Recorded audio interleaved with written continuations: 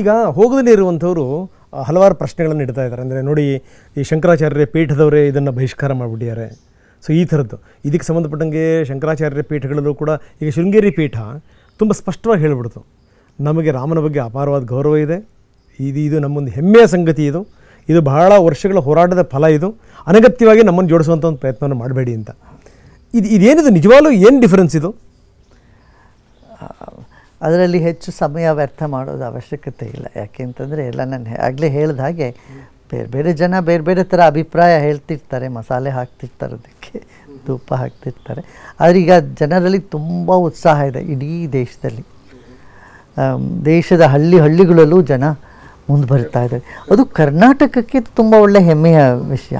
ಯಾಕೆಂದರೆ ಕರ್ನಾಟಕಕ್ಕೂ ಅಯೋಧ್ಯೆಗೂ ಭಾಳ ಹತ್ತಿರದ ನಂಟು ಅಂತ ಕಂಡು ಬರ್ತಾ ಇದೆ. ನೋಡಿ, ಅಲ್ಲಿ ಶಿಲೆಯು ನಮ್ಮ ಕರ್ನಾಟಕದಿಂದ ಹೋಗಿದೆ.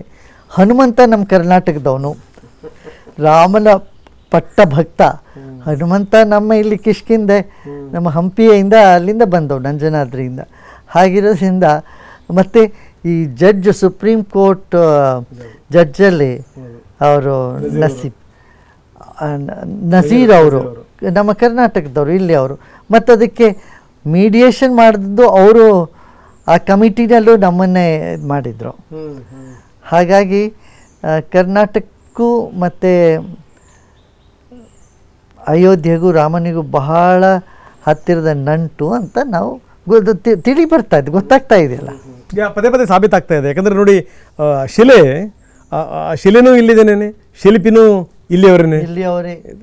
ಭಾಳ ಭಾಳ ಆಶ್ಚರ್ಯಕರ ಸಂಗತಿ. ನನಗನ್ಸುತ್ತೆ ಯಾವಾಗಲೂ ಅಹಲ್ಯ ಹೆಂಗೆ ಸಾವಿರಾರು ವರ್ಷಗಳ ತನಕ ಕಾಯ್ತಾ ಇದ್ದಲ್ಲ, ರಾಮನ ಪಾದಸ್ಪರ್ಶದಿಂದ ನನಗೊಂದು ಮುಕ್ತಿ ಸಿಗಬೇಕು ಅನ್ನೋಂಥ ಕಾರಣಕ್ಕೋಸ್ಕರ ನನಗನ್ಸುತ್ತೆ ಲಕ್ಷಾಂತರ ವರ್ಷಗಳಿಂದ ರಾಮನಿಗಿಂತ ಮೊದಲನೇ ಈ ಶಿಲೆ ಬಂದು ಕೂತಿತ್ತಾನೆ ಇಲ್ಲಿ ಅಂತ. ಶಿಲೆ ಇಲ್ಲಿದ್ದಿರ್ಬೇಕು ನೋಡಿ. ಅದೇ ನಮ್ಮ ಹತ್ರ ಅರ್ಚಕಸ್ಯ ಪ್ರಭಾವೇನ ಶಿಲಾಭವತಿ ಶಂಕರ.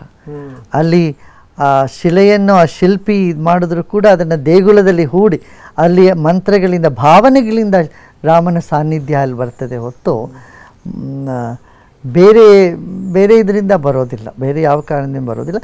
ಜನಗಳ ಭಾವನೆ ಯಾವುದರಲ್ಲಿ ಸೇರಿದೆಯೋ, ಎಲ್ಲಿ ಬಂದಿದೆಯೋ ಅಲ್ಲಿ. ಹಾಗೆ ನೋಡಿದ್ರೆ ಜ್ಞಾನಿಗಳಿಗೆ ನೋಡಿದ್ರೆ ರಾಮ ಎಲ್ಲ ಕಡೆನೂ ಇದ್ದಾನೆ, ಬರೀ ಒಂದು ಶಿಲೆನಲ್ಲಿದೆ ಅಂತ ಅನ್ಕೋಕೂಡ್ದು.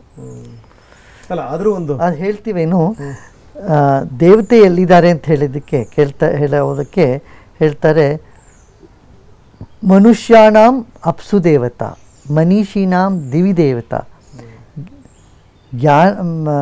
ಬಾಲಾನಾಂ ಲೋಷ್ಟಕಾಷ್ಟೇಶು, ಜ್ಞಾನಿನೋ ಆತ್ಮನಿ ದೇವತಾ. ಸಾಧಾರಣ ಜನರಿಗೆ ನೀರಿನಲ್ಲಿ ಭಗವಂತ ಇದ್ದಾನೆ, ಜಲದಲ್ಲಿ ಗಂಗೆ. ನಮ್ಮಲ್ಲಿ ಯಾವುದೇ ಪೂಜೆ ಮಾಡಿದ್ರು ಮೊದಲು ಗಂಗೆ ಪೂಜೆ ಮಾಡ್ತೀವಿ, ಕಲಶ ಪೂಜೆ ಮಾಡ್ತೀವಿ, ನೀರಿಗೆ ಇದು ಪೂಜೆ ಮಾಡ್ತೀವಿ, ಬಾಗಿನ ಕೊಡ್ತೀವಿ. ಸೊ ನೀರು ಜೀವಕ್ಕೆ ಪ್ರಧಾನವಾದ, ಅದರಲ್ಲಿ ದೇವತೆ ವಾಸ ಮಾಡ್ತಾರೆ. ಜಲದಲ್ಲಿ ಈಗಲೂ ಅಷ್ಟೇ, ಆ ಪ್ರಾಣ ಪ್ರತಿಷ್ಠೆಯ ಪ್ರಕ್ರಿಯೆಯಲ್ಲೂ ಕಲಶದಲ್ಲಿ ಎಲ್ಲ ನದಿಗಳ, ಪುಣ್ಯ ನದಿಗಳ ತೀರ್ಥವನ್ನು ತಂದಿಟ್ಟು ಅದರಲ್ಲಿ ಆವಾಹನೆ ಮಾಡಿ ಆ ಆವಾಹಿತ ಮಂತ್ರಿತ ಜಲವನ್ನು ಮೂರ್ತಿಯಲ್ಲಿ ಹಾಕಿದ್ರೆ ಮಾತ್ರ ಅಲ್ಲಿ ಆ ಮೂರ್ತಿಗೆ ಪ್ರಾಣ ಬರ್ತದೆ, ಜೀವ ಬರ್ತದೆ, ಸಾನ್ನಿಧ್ಯ ಬರ್ತದೆ ಅಂತ. ಹಾಗೆ ಮನುಷ್ಯಾಣಾಂ ಅಪ್ಸು ದೇವತಾ, ಮನೀಷೀನಾಂ ದಿವಿ ದೇವತಾ. ದಿವ್ಯ ಗುಣಗಳಲ್ಲಿ ಪ್ರಜ್ಞಾವಂತರಿಗೆ ದೇವತೆ ಕಾಣಿಸ್ತಾರೆ, ಜ್ಞಾನಿಗಳಿಗೆ ಅವರ ಆತ್ಮನಲ್ಲೇ ಭಗವಂತ ಆಗಿರ್ತಾನೆ. ಅವ್ರು ಬಾಲಾನಾಂ ಲೋಷ್ಟಕಾಷ್ಟೇಶು, ಸಾಧಾರಣ ಜನಗಳಿಗೆ ಅಷ್ಟು ಜ್ಞಾನ, ಅಷ್ಟು ಆಳವಾದ ಪ್ರಜ್ಞೆ ಇಲ್ಲದೆ ಇರತಕ್ಕಂಥವ್ರಿಗೆ ಅವ್ರಿಗೊಂದು ಶಿಲೆ ಅಥವಾ ಒಂದು ಮೂರ್ತಿ ಇದ್ದಾಗ ಅಲ್ಲಿ ಅವರ ಆ ಭಾವವನ್ನು ಅನುಭವ ಮಾಡ್ತಾರೆ, ಅಲ್ಲಿ ಅವರಿಗೆ ಪ್ರಕಟವಾಗ್ತದೆ.